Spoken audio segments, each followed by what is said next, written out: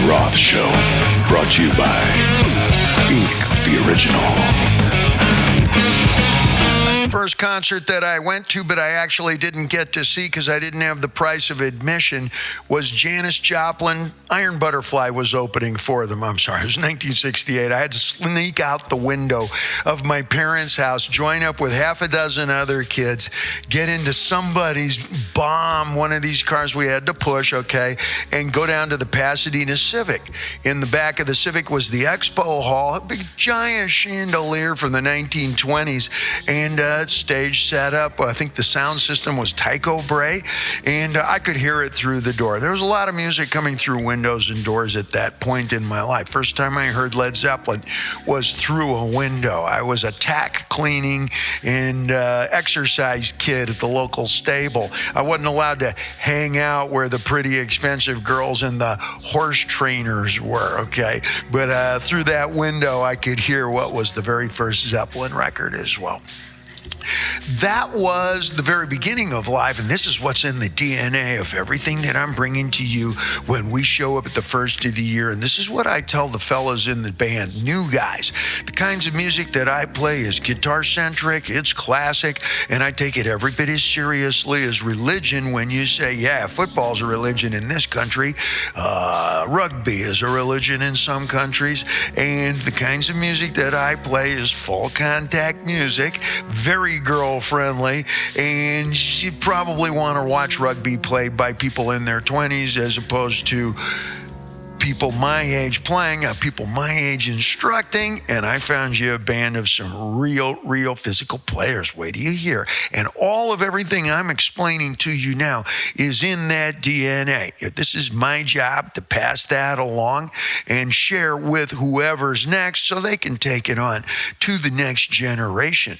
The things that I saw and that I first experienced, I was lucky enough to see all of the greats originally when they had their first original and great stuff. I saw Queen. God bless Adam Lambert. You've done amazing things there. There's a great constant singer. I was lucky enough to see Freddie when Bohemian Rhapsody first showed up on the radio. 6 minutes of anything on the radio? Amazing. And 15 rows back, about 4 in, I got to see Fred step out in the jumpsuit and take a champagne glass and drink it after the first song. And we all went... You even practiced that sound, much less singing along with the lyric, "We Will Rock You." That part's a little easy, but it took a few summers to actually perfect the sound of thousands of people going... I was there. David Bowie showed up without eyebrows and vertical red hair. It was the first mullet we ever saw. It's the only one you'll ever remember. Wow. Ziggy Stardust and the Spiders from Mars actually journeyed from Mars by way of England. They all look like they shopped at the same shop. Remember my theory? What neighborhood is that where you go shopping and you end up getting that haircut and then next door you get those shoes? And they landed at the Long Beach Arena and I was there to see the Spiders from Mars. Ziggy played guitar. I'm sorry, do you want me to do it with the accent? Tom? I think so. Ziggy played guitar. That's pretty good, right? I like it. It's actually Anthony Newley, Smell of the Grease Paint, Roar of the Grease Paint, Smell of the Crowd. That's the name of Broadway. What kind of fool am I? That kind of... And without knowing it, we began to, like a cabaret sort of a voice.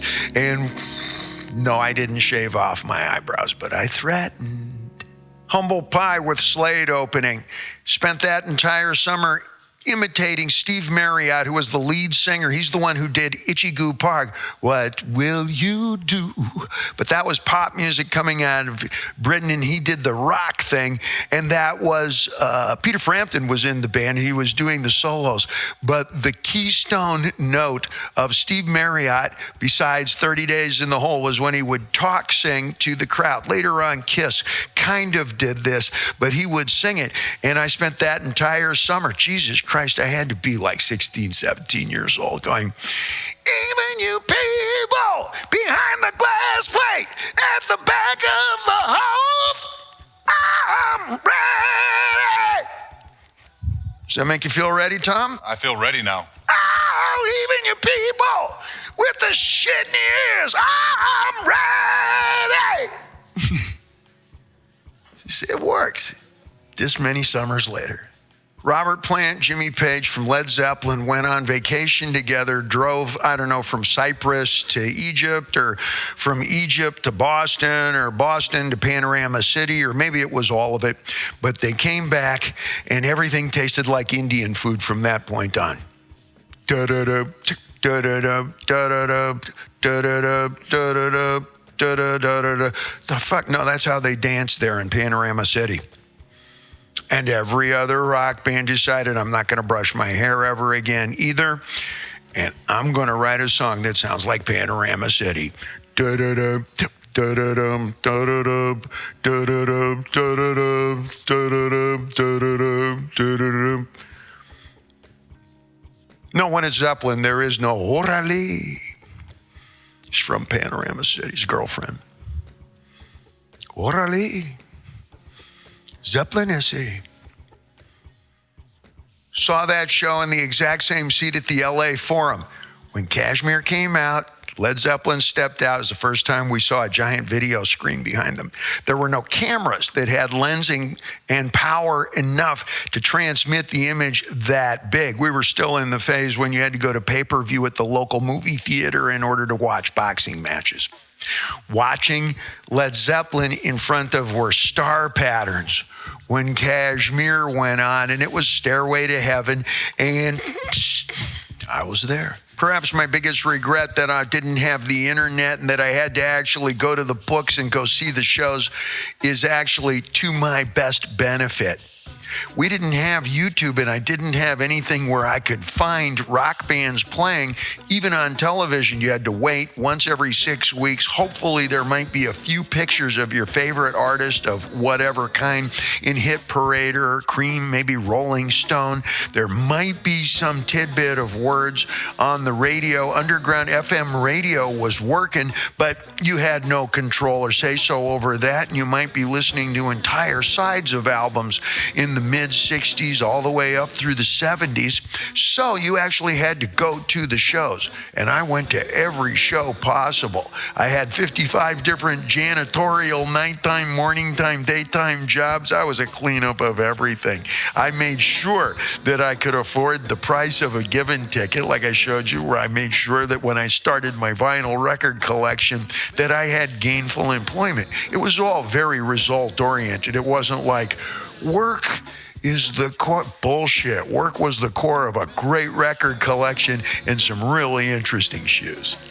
Al Van Halen and I went to the Forum, sat at the 50-yard line, way up where the peanuts make your noses bleed, if you know what I mean. The peanut gallery, the balcón de cacahuete, or whatever. That's actually literally the peanut gallery, way up in the top, which is where I saw all of these acts. It was Aerosmith when Toys in the Attic was on the left-hand side of the Billboard chart for the very first time. And we went home the entire way going, out of respect. And I can't wait to go see them in Vegas. They have that surround sound. There is some kind of a sound company, Tom, that has sponsored, I think there's over 100 little speakers, which means you don't have to turn it up. If you have 2 speakers and 10 people, you have to really turn it up loud. This is simplistic audiotronics here, audio acoustics. In theory, if you have 10 people and 20 speakers surrounding them, they're surrounded, so you don't have to broadcast as loud. We used to call it Sensurround. Did you ever go to a movie with Sensurround? You've been to the logical extreme where even the chairs move around. Yes. Tell me about that experience. It was really cool. If there was lightning, if there was a storm, there were strobe lights, there was smoke machines. It wasn't quite smell-o-vision, but it was cool. Everything kind of, the seats moved, car chases were fun. It felt like a car chase. Yeah. And this was the Bunny Ranch outside of Las Vegas in Nevada. Exactly, yes. I am so in. Our set is Jet, right here on the Roth Show. Tom, say, woo, woo. The Roth Show, brought to you by Ink the original.